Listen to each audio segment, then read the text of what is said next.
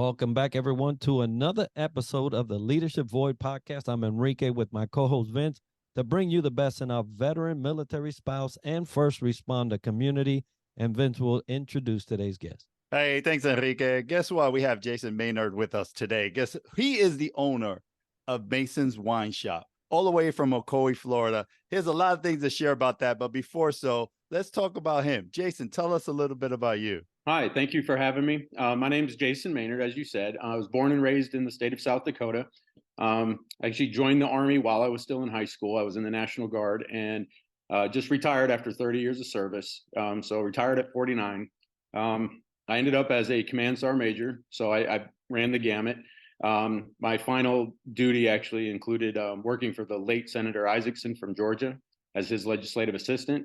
And then I worked for the Sergeant Major of the Army as his legislative assistant to Congress. I had a really good career, and I really, I maximized everything that the military had to offer. Ended up with 2 master's degrees, just because I had great leaders that really pushed me to do my best. Married to my wife Susan for 18 years, and have 2 children, Rebecca and Jonathan, that live in England, and a grandson, Lucas, who is 6. So that's kind of a little bit about me. A very prosperous career for sure. And, it's bled into what you're doing now in the community. And I love that those that have excelled in the military can transition out to civilian life and continue to excel. So, Jason, tell us a little bit about Mayson's Wine Shop. So Mayson's Wine Shop is a concept we came up about 2 years ago. We opened the doors. We are a veteran-owned, family-operated wine shop. So what we do is we specialize in wine tastings of unique wines. So we bring in wines that you're not going to see in your big box stores, and we really put those on a tasting bar, and every week it rotates, 4 whites, 4 reds, and we give you that experience, and we talk about the regions and what makes them different and unique. And then you can try different wines without, being worried about spending $30, $40, $50, $80 a bottle. Try it, see if you like it, and then we can go from there. We also do several events. We have a free wine class at the beginning of every month, so we can talk about regions, or we talk about a specific grape, a varietal. We do stretch and sips, which is yoga, and then we'll, yoga for an hour, and then we'll do, we'll have some bubbly on a Sunday morning. We do paint and sips, which my wife teaches. We do 2 of those a month, and then we do food and wine food events, which my brother-in-law Blaine and his wife Lisa. Blaine is a chef, and so we use his 40 years of experience to prepare meals to go with the wines, the regions that we're discussing, or the regions we're focused on. For example, Italian or French. So that's kind of what we do, and yeah, we really enjoy it. We really enjoy talking wine and giving people that experience. No, I love hearing this, Jason. My first curiosity was really, how did this start, right? And also love to hear your entrepreneurship lessons learned or challenges you'd love to share with our audience. Yeah, so it's interesting how it started. We actually started, my wife and I, 3 years ago. We were 2 years out from retirement. We were down here in Florida, and we were doing a turkey trot, a wine, not turkey trot. So it's based on wine. And we were walking this little 5K, and we just discussed opening a franchise. We've always wanted to do it. So we had already selected Florida as where we were going to lay roots. And we started talking about opening a donut shop. And we got back to the house, and of course it's Thanksgiving, so you open a bottle of wine. And we were telling Blaine how we're going to come to Florida, we're going to open a donut shop, we're going to franchise, we're going to do this, we're going to do that. And he just stopped cooking, and he turned to us and he said, "Why donuts? We all love wine. Why don't we open a wine shop?" And here we are. A year later, we opened the door. So yeah, it was very exciting how it's all come about. You got to love that redirection from family. Sometimes they see a little clearer than we do at the moment. And I tell you, as a donut lover, I would have loved that shop, but I'm sure that you're having a whole lot more fun with something that you all love and can collaborate. And obviously has been a piece to bring you all together. I love how you made this a family thing. So you go from that conversation, you start down this road. So what's on the horizon for Mayson's Wine Shop? So on the horizon for us is really our short-term goals, continue to grow in the community, and get our name out there, through networking and just giving people those experiences. But long-term, next 3 to 5 years, we'd really like to see growth, maybe opening 2 to 3 additional stores, to kind of give other people in other locations that experience. So that's kind of the overall goal, I think, is just continuing to give back to the community in this way or in any way we can, and then see if we can't, expand into other markets or into other areas, maybe closer to Orlando or even further west down into Tampa. No, absolutely. Definitely look at us here in Orlando, Central Florida, but it will grow and prosper. I definitely know it's going to happen. So putting it out there for you all. Now, Jason, let's switch gears. You did 30 plus years in the Army. Let's talk about leadership. What do you continuously do other than 2 master's degrees to sharpen your skill sets that aid you to thrive in your professional journey in life? Well, that's the exciting thing about wine is there's so much to learn. And even just, a lot of people get to a certain age and they just decide, I need to continue to exercise my body, but I don't exercise my mind. So I think really focusing on reading podcasts, learning from others, and having those conversations with people, surrounding yourself with people who obviously know more than you about wine, in my example, and picking their brain and understanding what their experiences are. And then I can bring those experiences and share those with our customers. And I think that lifelong learning is very important. It really bothers me when people say, well, I've mastered my profession, I'm done learning. Well, no, you learn every single day. And I think learning and teaching others around you and having that open mindset, I think that's been the number one thing. I'm getting ready to start my sommelier level 2 course. Blaine and Lisa, my brother-in-law and sister-in-law, they are level 2s. And the knowledge that they have, they should both be level 3s by now. They just really need to go take the test because they're so well adversed with wine and they know their stuff. And I want to get to that level. So I'm always striving to catch up and just to be able to give back to our customers that experience and teach them, because, not everybody knows about wine or appreciates what really comes with that and the science behind it. And I love sharing that. So yeah, that's the number one thing for me is continuous learning. The other thing is just networking, helping people and because I really believe that, when you give referrals, you will eventually get referrals. So helping people that come in the door that have those needs in the community for a plumber, for a roofer, for whatever it is, and being able to connect them to other people. Because in the military, that's what we do. We find the resources, we have the resources, developing those relationships to make them all connect. And I think that part of my retirement has been connecting people together. So I think that's been very powerful for us. I agree. If there's anything that I learned as a senior enlisted is that the network and connections really made things happen, right? You talk about the backbone of any of the service, the enlisted force is the one that really makes all things work. Now, talking about making all things work, we have different types of leaders. We have different type of experiences, and there are some things that we pick up along the way. So what advice did you receive that you would like to pass on to an emerging leader today?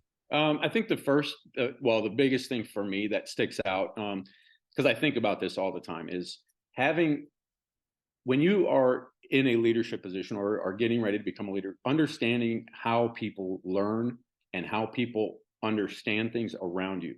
Everybody has a skill set and everybody has a purpose.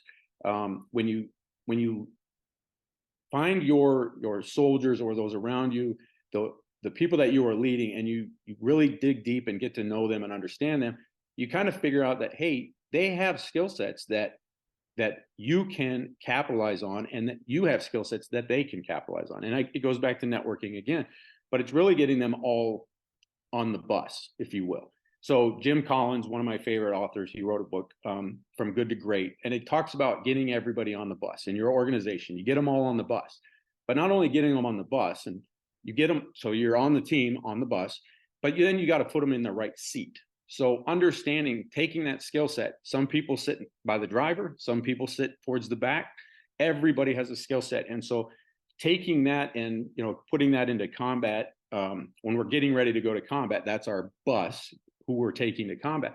But not only getting them there and trained and getting them there, but then understanding what skill sets they provide. So often we overlook junior soldiers and we think, oh, they don't know anything.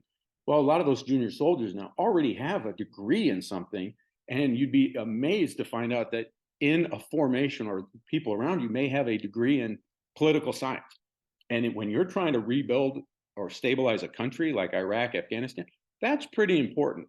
And if you're putting them out on a machine gun, well, is that really the best use of their talent? Let's get them in a cell that is actually developing and helping establish the country, or developing the command to do those things. So I think that is the biggest thing. Just everybody has a purpose, figure out what it is, and then put them in that seat to maximize your potential. And it just builds a better team. No, absolutely. You know, getting on that bus, maximize that potential, knowing your soldiers and knowing your teammates is very important, because we think they just know X, but you know what? They might know Z and the whole alphabet. So learning where to place them is very important, and acknowledging that. So it's empowering. So great advice there. So 30 years of military service in the United States Army, memorable leadership aha moment. Love to hear from you what you would like to share with our audience today. Well, yeah, I mean, that was one of them for sure. But I think the aha moment for me was having this very one specific time, having a soldier come back to me after being a drill sergeant. I had been a drill sergeant from 2002 to 2005. 10 years later, I have a soldier come up to me and told me about a situation that had happened to him through me, that I was yelling at him about something, and I had said some encouraging words, and I won't get into the details, but I had said some encouraging drill sergeant words to him, and changed his life forever. I don't remember that at all. I don't even remember talking to him. Actually, I don't even remember him being in the formation, because I'm training hundreds, thousands of privates in those 3 years. But he remembered it, and it changed his life. And he actually reached out not too long ago, came back to me and said, "Hey, I just graduated with my master's degree from the University of Houston." And I was like, because we've developed a relationship now because of that one moment that I don't remember, but he absolutely does. So the profound impact that people have in your daily life, that a lot of people refer to it as a lollipop moment, that one moment that you will never remember, that they always will remember. There's a great TED Talks on it. And once he had kind of talked to me about that and the impact I had on him, I went back and I found that lollipop moment video. And it's such an aha moment for me, because everybody you talk to, you don't know if you're going to sway them for or against you, the command, the army, the nation. But you have a profound impact, opening the door for somebody. It may be such a simple task, but they may remember that may be the one act of kindness they needed that day. And, in the military, it's so important, because we get so used to the same team and we start treating each other as family. And then you kind of just move on and you do things dismissively that really can and will, in my opinion, have an impact on people in your command. And, you take those moments like that, and it helps you develop as a leader, because leaders before you acted a certain way, whether it be with or without integrity or whatever. But you take those little snippets of people that you had as leaders and that you want to keep, and you make them into yourself. And if you take the bad, well, then when you transfer that on, you are making a mold every time you talk to somebody with that failure or flaw in the mold. So it's so impactful on how you act every day, what you're doing. And as professionals and non-commissioned officers and officers, just professional people, that matters. And when you wake up in the morning, you have to set yourself right and say, today I'm going to make an impact in somebody's life, because you just never know when you're going to do it. So that was my aha moment for me. Well, there are definitely times of impact in our life that cause change. And then there's also times that change cause challenges. So What certain strategies do you use with yourself and your teams to deal with change and challenge? But I think the first thing is having a positive input, having a positive outlook on the situation. If it's just an automatic negative, or this is going to be such a challenge for me, well, it may be a challenge, and yeah, I understand that. But what are the opportunities that can arise from this challenge? It's kind of the glass half full or the glass half empty. Well, if we continue to look at everything in the negative and challenges, these are going to hurt me, these are going to affect me. Well, what opportunities arise from this? And I think we saw that. And I hate to use COVID as an example, but it was a significant challenge. But a lot of opportunities arose from the pandemic, and there were a lot of things. There were a lot of things that happened because of it. And I think in my business, going back to wine, if there's a shortage here in whatever X country, and we're just not getting the surplus that we were, well, that opportunity is going to go to another country, and we can expand on that. We can look for that and find it. If we're not getting wines from Italy anymore, we can look at Lebanese wines. We can look at George wines. There are other places, other opportunities out there. So I think that's one of them, having that positive outlook. And then, getting to know your people. So when these challenges do arise or these opportunities do arise, that you understand how they view them and understand how they think. So you can frame your mindset to them. And, you don't want to always be the one that's all, oh, everything's positive. Well, not everybody thinks like that. And I don't always think like that, but I have to slow down. I have to tell myself, okay, this is not a good situation, but how can I make this better? What can I do? Who can help me to make this a better situation? And giving that, I guess, hoorah speech to those around you to say, hey, this isn't the end. This is just a bump. Let's get over it. Let's figure it out, and let's move on. And you never know, it may come out better on the other end. So absolutely. I see two hats coming on, the drill sergeant hat and the command sergeant major hat coming out, right? Yeah. And I definitely welcome a leadership fireside chat at your winery. So it might be something to explore. Talk about explore. Tell the audience how to get a hold of you, the winery, and what's in store in the next month or so.